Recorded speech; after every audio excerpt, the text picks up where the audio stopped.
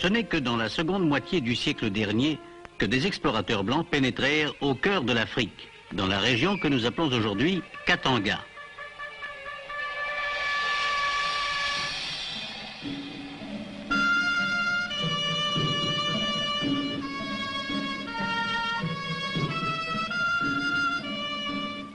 Pendant des générations, les trafiquants arabes, exploitant la cupidité des chefs, ont trouvé dans ces villages leurs pitoyables marchandises humaines.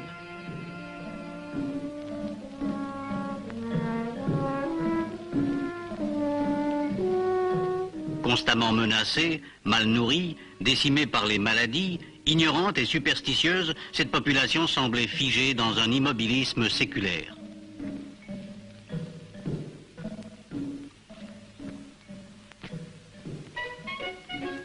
« 50 ans ont passé.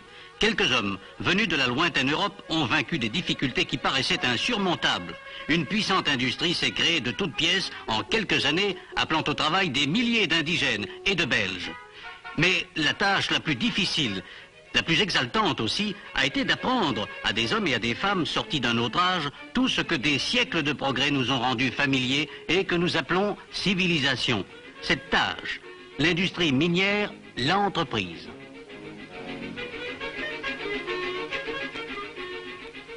Les travailleurs du Katanga sont en partie recrutés au loin, notamment au Rwanda-Urundi, d'où ils sont emmenés par avion.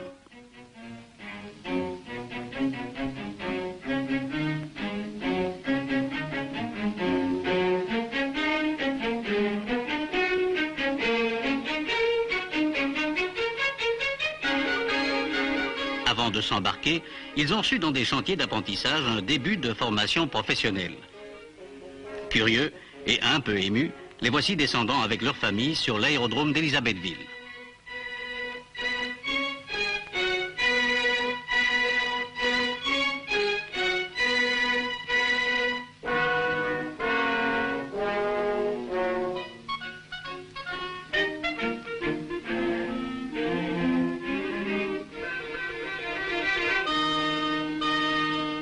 Ils commenceront par séjourner dans un camp d'acclimatation avant d'entrer à l'usine ou à la mine.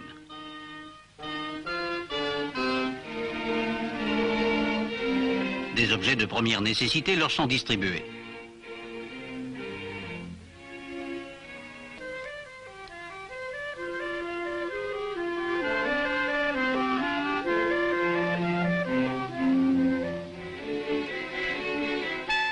Chaque famille prend possession de son logement.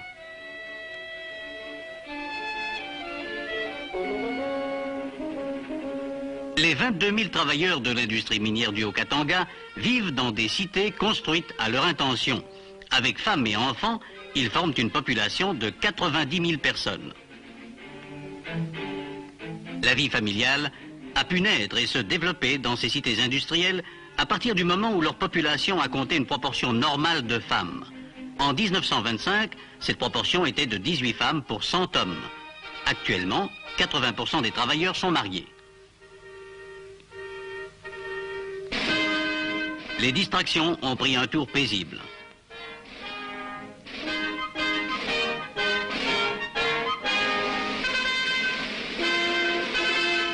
Les dimanches d'Afrique ressemblent désormais aux dimanches d'Europe. Promenade. Réunion entre amis.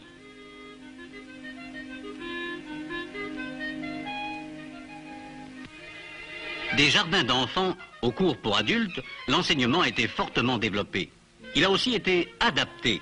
On fait moins appel à la mémoire des élèves, on exerce davantage leur esprit. « 3 000 bambins fréquentent les jardins d'enfants.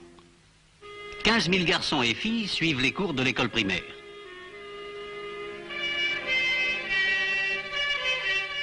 À beaucoup d'enfants, le calcul donne du fil à retordre. On lui a réservé une part prépondérante, mais sous une forme aussi concrète que possible.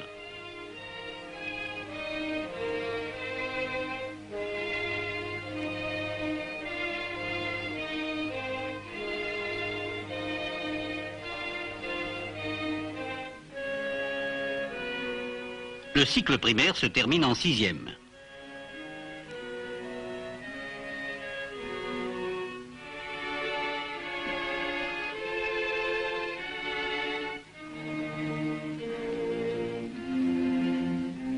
Après l'école primaire, les enfants ont accès à une école pré-professionnelle.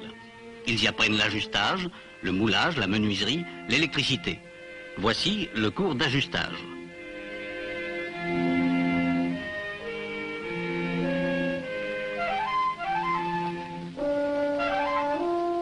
À Roué, un internat forme des moniteurs de l'enseignement et des ouvriers qualifiés au terme de 5 années d'études.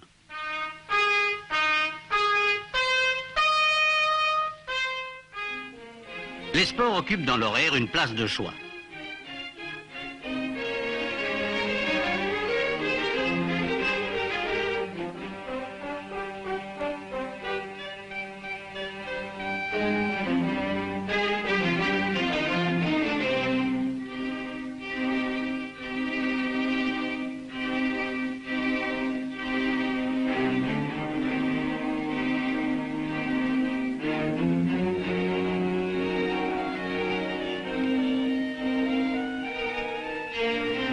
Quel chemin parcouru en une génération par la population bantoue.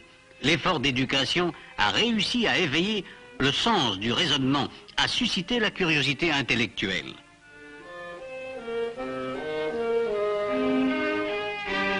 Les leçons théoriques alternent avec les cours pratiques.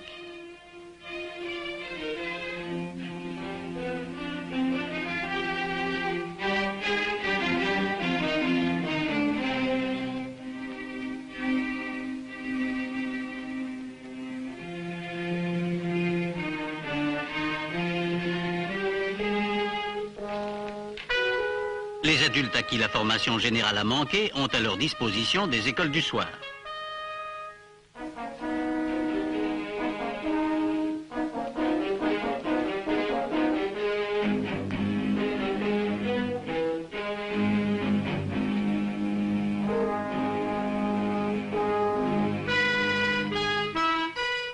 Il y a aussi des cours de jour pour ceux qui témoignent de dispositions spéciales, en particulier l'école d'ébène, où sont enseignés le code de la route et la conduite d'engins lourds.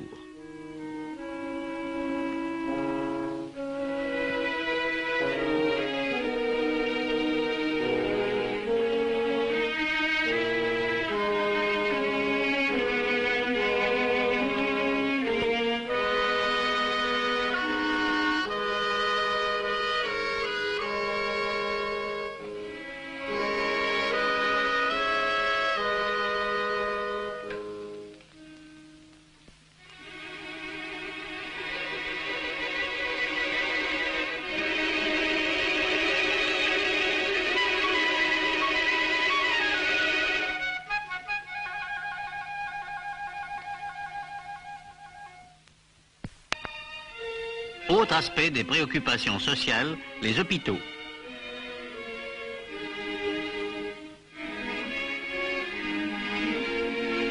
Ils se composent de pavillons, conception mieux adaptée à la mentalité des Congolais que les blocs à nombreux étages. Les locaux sont vastes et clairs. Ils sont pourvus de l'équipement le plus moderne.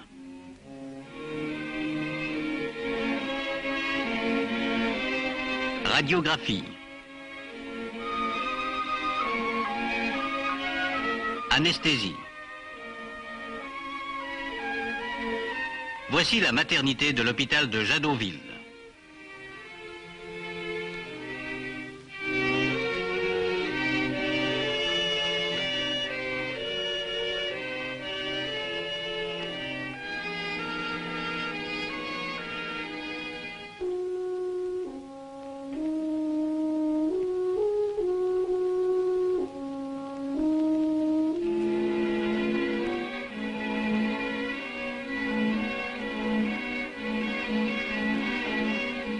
Quotidiennement a lieu la distribution d'aliments de sevrage.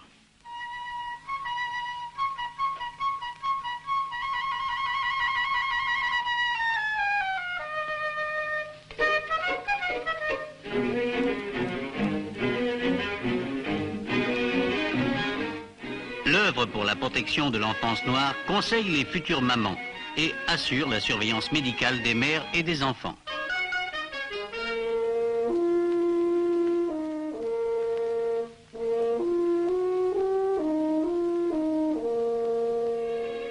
Examen médical, plutôt inquiétant.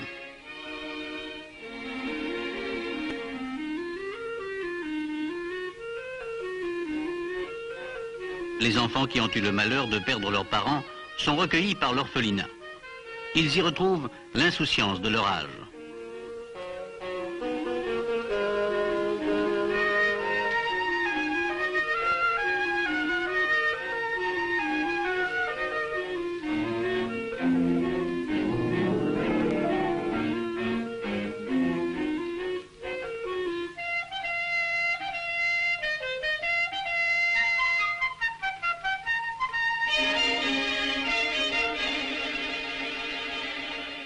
Les cours de formation familiale donnent aux jeunes filles des notions de puériculture.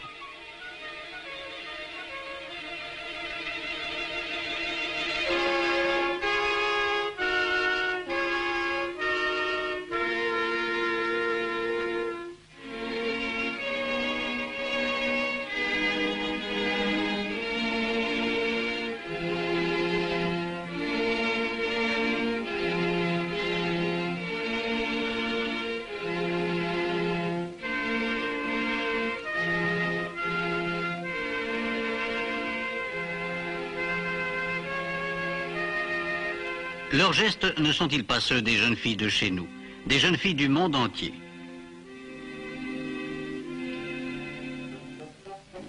Ces cours initient aussi aux travaux ménagers. Les plus courants, comme par exemple faire briller les chaussures du mari, récurer les casseroles, repasser les cravates, tresser le raffia, couper et assembler les tissus.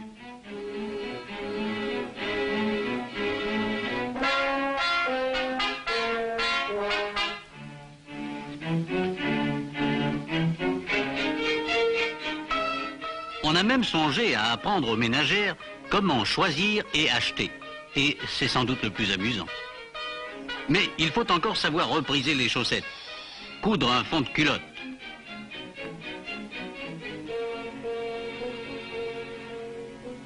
et, bien entendu, faire la cuisine.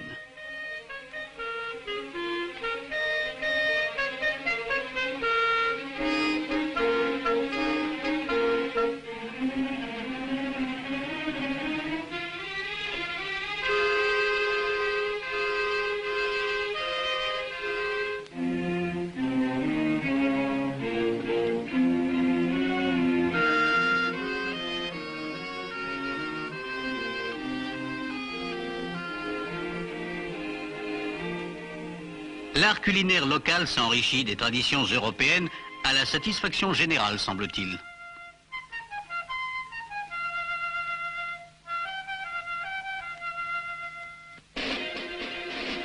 La fête la plus courue de l'année est sans conteste celle de la remise des distinctions honorifiques aux travailleurs dont on veut récompenser les loyaux services.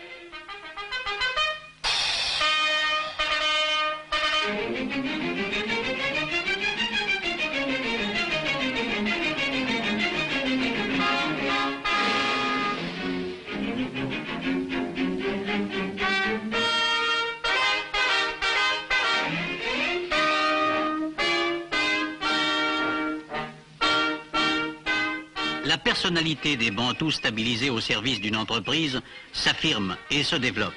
Les meilleurs d'entre eux acquièrent en même temps qu'une formation professionnelle la dignité et la conscience du vrai travailleur.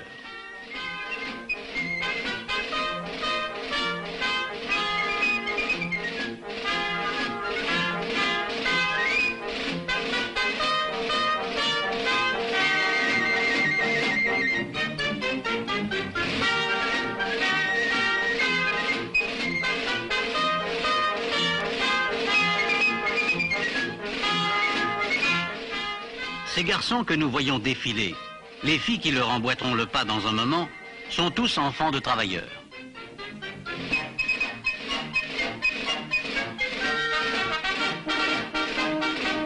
Leur fierté éclate.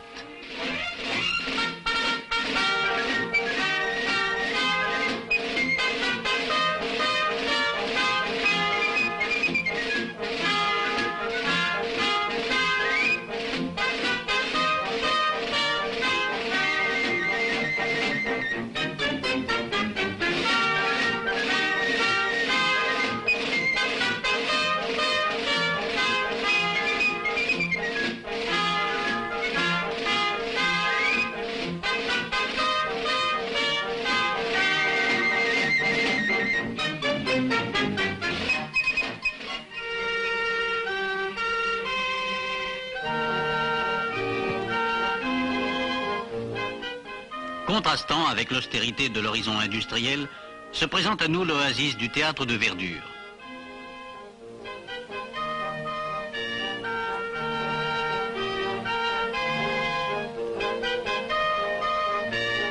La foule s'y presse pour assister à la fête scolaire offerte par les enfants aux travailleurs décorés.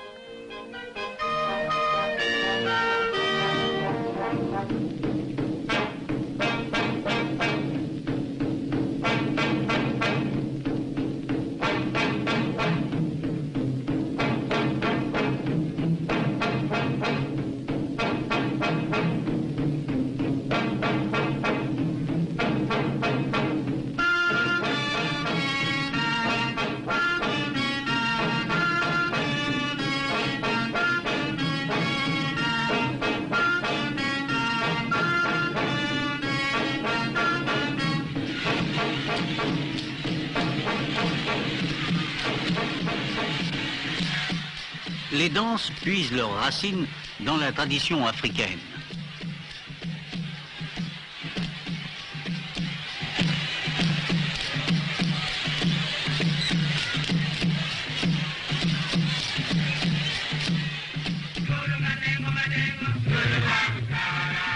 La renommée des petits chanteurs à la croix de cuivre a franchi les frontières du Katanga.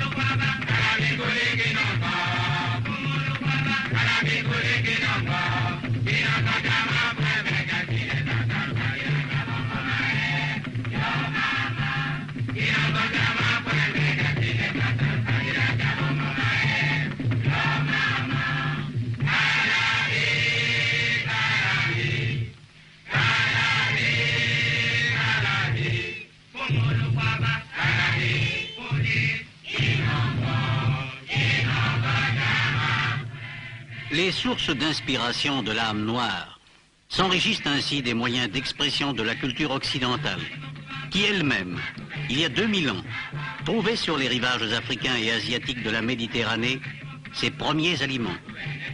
Éternel retour, émouvant symbole de la grande fraternité humaine, qui ne connaît ni race, ni frontières.